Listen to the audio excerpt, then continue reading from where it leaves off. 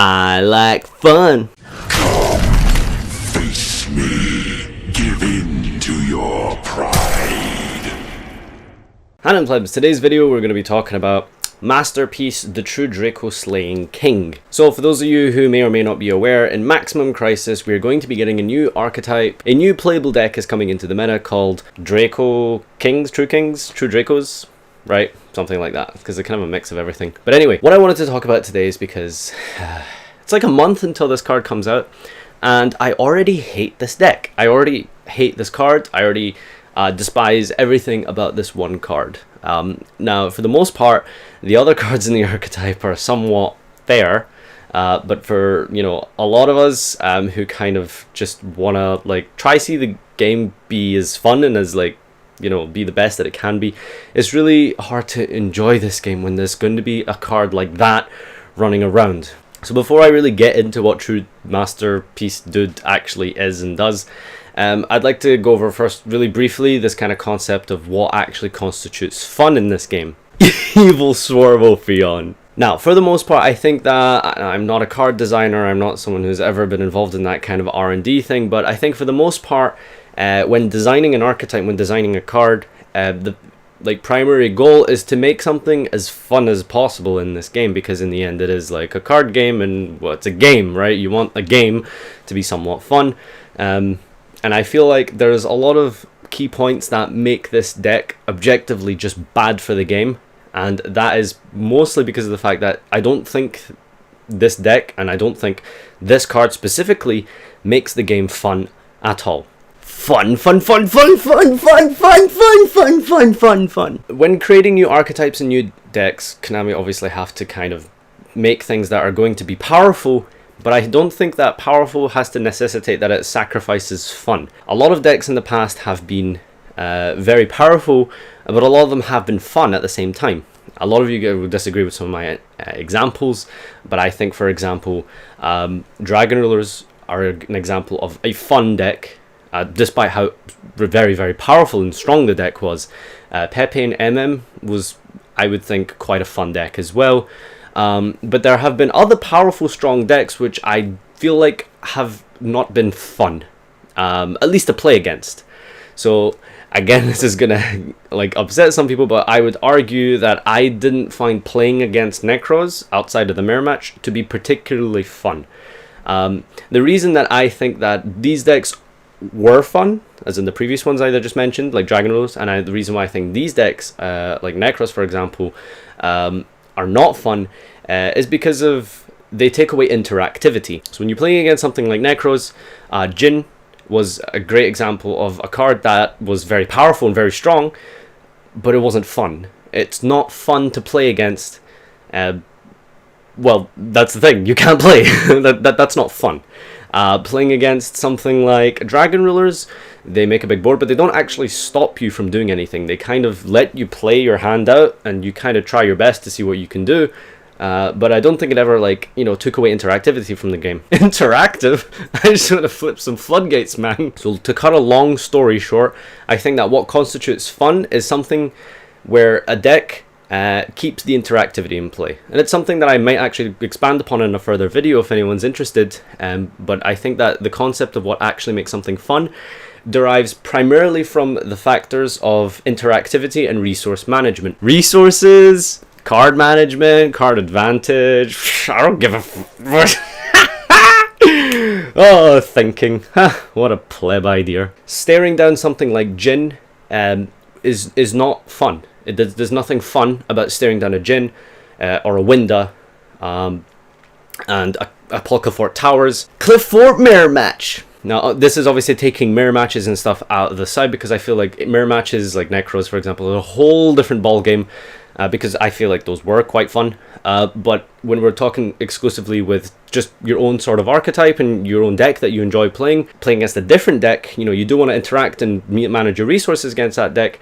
But you want it to be fun at the same time. Now let's take another example of looking at particular cards. So when Konami design cards, I would assume they want the cards to be quite fun. Soul Charge, I would argue, was a card that was very, very fun. Soul Charge, Armageddon Knight, Archfiend, Necromancer, Dark Grepher. When you're playing in something like 2014 with the Mythic Ruler match, I feel like that was a fun game because you would, you know, fill up your graveyard, you'd activate Soul Charge. There's a lot of thinking involved because, you know, you need to special out the right number of guys into certain back row, and then you have to overlay and make the right play.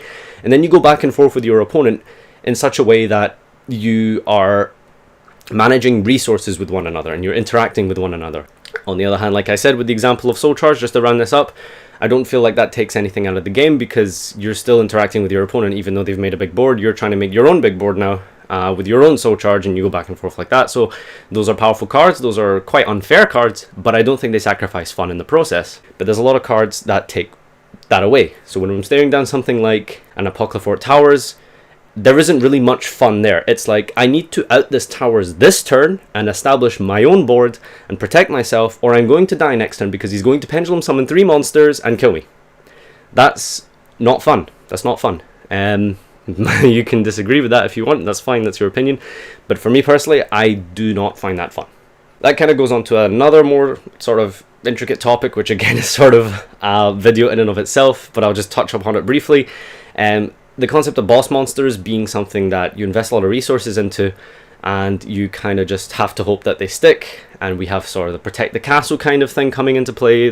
We could talk about Budgeons in that kind of aspect, and how a lot of these decks are sometimes like Towers Turbo, even like just any deck that puts sort of like a monster on board and says you need to out this now, or you're probably going to get killed next turn. Those sort of, I feel, take away the fun aspect of the game. So while cards can be powerful and unfair, like Soul Charge, they can at the same time be fun. I don't think powerful cards need to sacrifice the concept of enjoying yourself in the game. Well, that brings us to, I guess, the main bulk of the topic, and I'm sorry for that kind of rambling, but I felt like I really wanted to set the premise and make you understand how I'm kind of viewing this and what my angle is and how I'm sort of understanding this sort of archetype.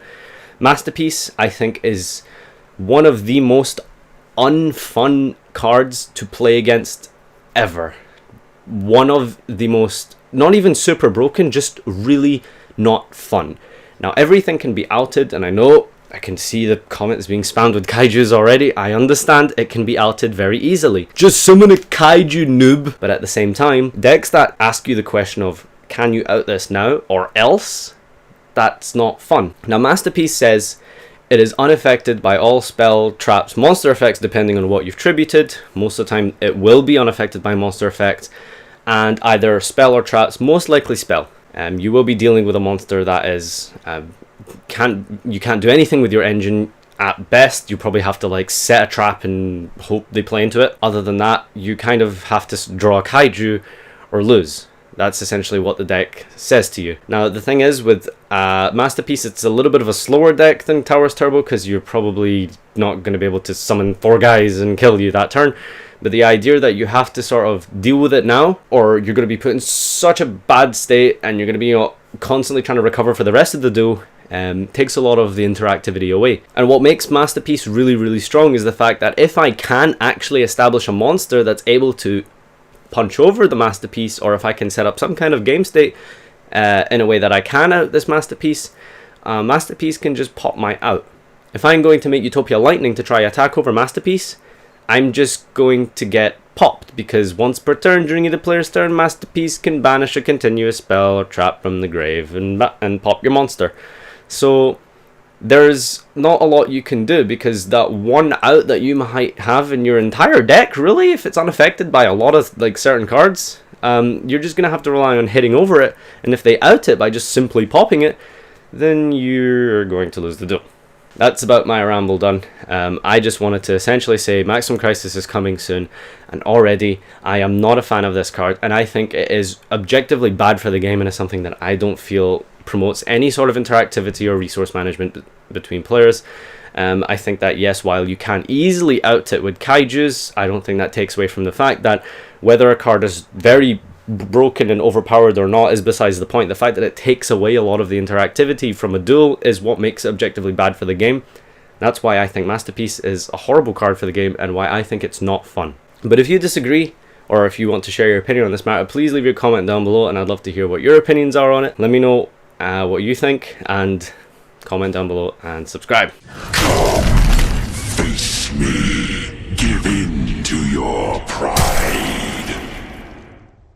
Ooh, baby. Hannah Plebs, today Hannah Plebs. Oh, kaiju!